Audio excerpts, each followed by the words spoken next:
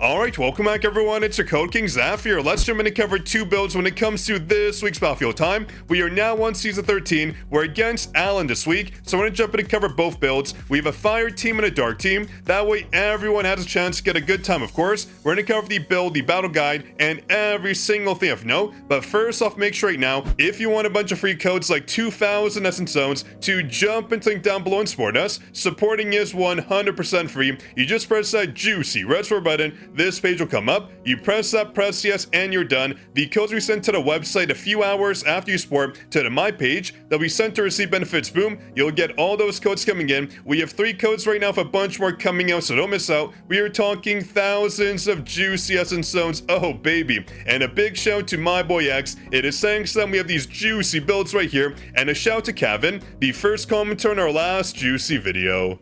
Now let's jump in and cover both builds, very standard. I do want to mention when it comes to Harper, you do want this weapon on her to give her more breaks. The elemental weakness damage translates to more breaks coming in, which is vital for this run. You want to break ASAP, that way our boy Silvermane comes in and he absolutely nukes the target. We do have our boy Sungil Hwan on the team. He is just a support unit, I'm not kidding. As you can see from his build, we have Silvermane running a DPS set, we have Obsidian and of course Cephas on him. But I should mention when it comes to Silvermane, this is actually the ideal set on him because his HP is always going to be under 70%, so this is the way to go. It doesn't really matter because generally you're not going to go under the 40% mana mark, but if you are, run the Berserker set. That is the ideal setup on him to make sure his damage output is top notch, of course. Now let's keep going here. We of course have the Soul Analysis on Harper to get more breaks coming in with these 2 sets, of course when it comes to accessories to get the bonus attack on Silvermane, and of course when it comes to Sungil Hwan, yes, the Guardian set to get the 10% damage increase.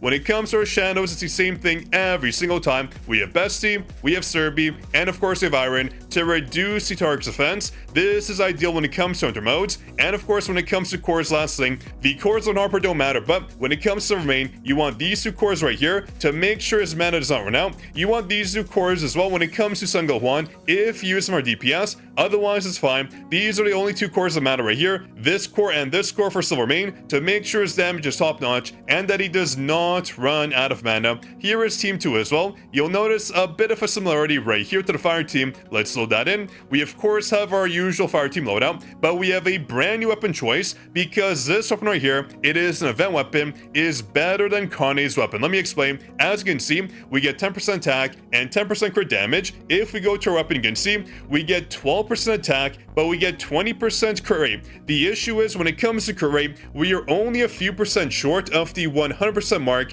We have the base 5% and the bonus to our base based on the brand new Battlefield time rules, which is around 87%. So this weapon is losing out on the crit damage right here. So this is what you want to use to make sure you get more buffs coming in. There's a lot of event weapons out there. We have this one as well when it comes to, yes, a popsicle. Let me show you. You might have a few of these lying around. So if you do not have her weapon for Kane, let me find it here. Boom. This weapon, I think it's the pink one. Yes, it is perfect. As you can see, 10% attack and 10% crit damage. This is a weapon you want to use for a little bit of an edge. Not on Silvermane, only on Kane. When it comes to Yuki as well, you want this weapon on her, just like Harper has mentioned before. This weapon to make sure you get the bonus breaks coming in, because breaking is vital. If I can find that weapon, there we go. This right here, you want to have it on her to make sure she breaks in faster. When it comes to her shadows, as I mentioned, we have these right here to make sure we have the ideal loadout when it comes to defense reduction on the target and 5% bonus damage coming in. The artifact sets, again, same thing. The Guardian set with the Aquamarine set. For Kane, yes, we have 2 1 kill and 2 curse with 4 piece obsidian, and again, you can run the Executioner set if you want. If you feel like you're running out of mana, this is the ideal setup, so give it a try. Otherwise, run the Obsidian set because the 60% raw damage increase is a must. And of course, on Yuki Buki, we have the Soul Analysis set for more break coming in and the Shining Star set for more attack as well. And when it comes to cores, you want these 3 cores on Kane, they are a must. You want this core on Gina, this core as well, and these 2 cores on Yuki Buki to maximize their damage. So let's jump in, let's cover the battle guide, that way you know exactly what to do. So here we have the fire team loadout. You want to dash twice right here, use Yuna's Q, then use her E to get the passes applied, of course. Then you want to swap into Kane. Right as the E is about to come out, you swap into her, you dash and use your base attacks to make sure you fly through the map. Watch right here. We use base attacks and we dash here to fly through the map. Very simple. Then the Q comes out. We get all these mobs right here. You can either basic attack or use your second basic skill on this mob right here. That should clear it. Then you want to go to this mob right here as soon as possible and use your E and your core attack ASAP. Boom, they are dead. Now right here, use your E as well. Your base attacks up to you and keep walking forward. You want to dash, base attack, dash to speed through the map. Watch, we are just speeding through the map here. Oh, I love it. So quick. Then you want to camp right around this mark or right around here. It's up to you to make sure you hit all these mobs at once. Watch right here. We're gonna hit every single mob and beautiful. Oh, all of them died by using our skill right here, the second base skill, to all those mobs dealing so much damage coming in. Now when it comes to the boss right here, you want to use your shadows. Then you want to dash, base attack, and walk. Do not dash again, otherwise you'll have the extreme evasion animation, which will reduce your time. Not ideal. So you want to dash once, base attack, and just walk forward. Then you want to QT into Yuki Puki. Watch, shout comes out. Do as I said right here, don't dash again, otherwise the animation will ruin your time. Then QT to Yuki Puki. You want to use her Q, then you want to use your core attack, then your E, then manually swap the Gina. Watch, as E comes out, you want to swap, use your Q, use your core attack, and use the E. Then you want to swap into Kane. That way you maximize on your time. You want to swap right here, the Q comes out, and then you spam your E right here, use it once, use a core attack, then use the E again, and again, and again until the boss dies. Beautiful. So that's the fire team run. Hopefully that helped you out. Drop a like if it, of course. Let me show you the time loadout here. We could honestly shave off around 5 seconds if you do it very fast, but when it came to this run, I wanted both guides in this video and not have to spend too much time grinding it out. So there's the run right there.